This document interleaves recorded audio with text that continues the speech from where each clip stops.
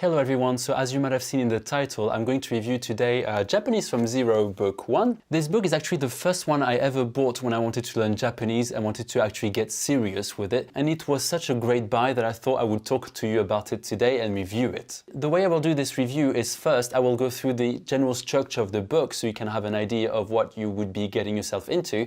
And then I will give you what I think are the positives and the negatives of this book. So let's get started. So when you open the book, you have the contents pages, like all books, and then you have the introductory lessons, which are called pre-lessons, and they are in the number of 4. So in these pre-lessons, you learn a little bit more about the pronunciation of Japanese and a little bit about the writing system.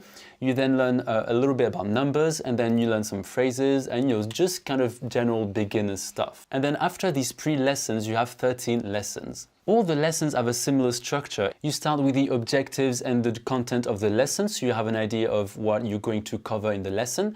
Then you have the new words that you will be learning and using in the lesson. Then you have new phrases, and you also have grammar explanations. And you also have what I think is very good is a Q&A section, which is essentially a question and answer, as you might have guessed. But it's very clever because it gives you all the contexts in which you can use the grammar and the words you've learned in the lesson.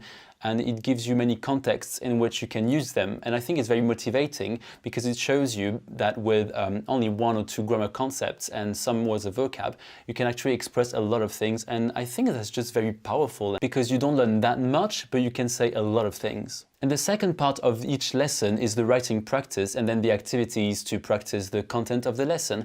And I think it's quite well designed because it shows you how to draw the characters. So for example, you have this.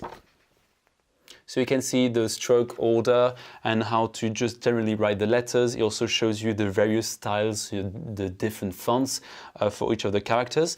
And then you have a few pages to practice the writing. So you can see that I did that and my writing wasn't the best at the time, but I improved or I'm trying at least. And then you have the actual activities in which you actually practice creating your own sentences. And it's actually well thought out because they have a lot of pictures and there are dialogues which you have to fill in, and it's quite good because it shows that the book is pretty much communication based, which is what most people when they learn Japanese are looking for. Because ultimately the goal of learning a language is to be able to communicate with it. After you've gone through the 13 lessons of the book, you also have the appendices at the end. And the appendices are very useful because it contains the corrections of all the activities, which is extremely important when you're self-studying because you want to be able to check your answers. You also have a variety of things such as section with boys and girls names. You also have a glossary, which is very useful, and it can kind of give you an idea of how many words you are expected to learn after you've completed book 1.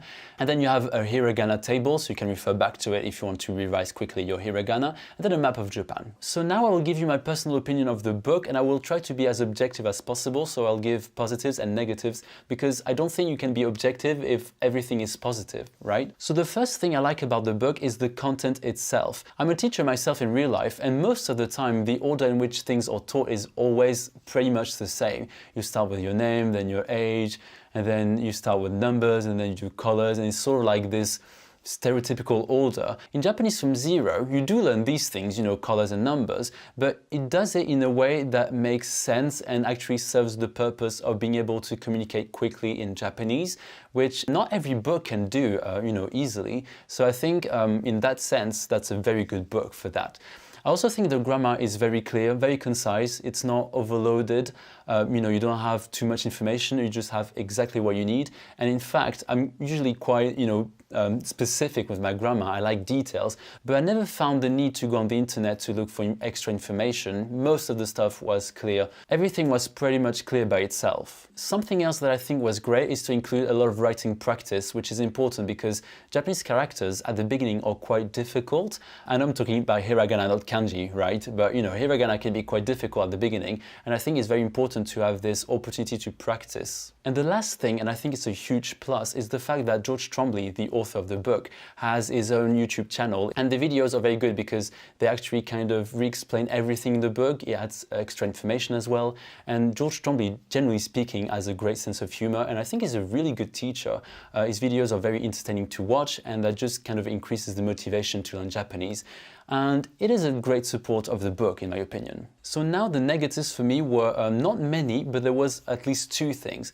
So the first thing was the fact that there isn't a CD in the book, which is actually a little bit surprising for a self-study book because, you know, when you just, using a book to learn a language, it's quite important to be able to listen to it. So I think it's a bit of a shame. I actually wonder why the book doesn't come with a CD. But to be fair, as I said, there is the YouTube channel, which is, I think enough to be able to hear the language and have this human contact, if I may say. And the second negative, which is in some way specific and might not apply to all of you, is the fact that when you know hiragana, this book can be frustrating a little bit at the beginning because it uses the progressive method, which means that progressively it replaces the romaji, so the Latin alphabet, with the hiragana characters. Having said that, the issue only lasts for a couple of lessons because as you progress through the book, then all the romaji is replaced by hiragana, and by the end of the book, everything is in hiragana. So it's only a temporary issue, but I think it's still important to point it out in case you're in that situation where you already know the hiragana.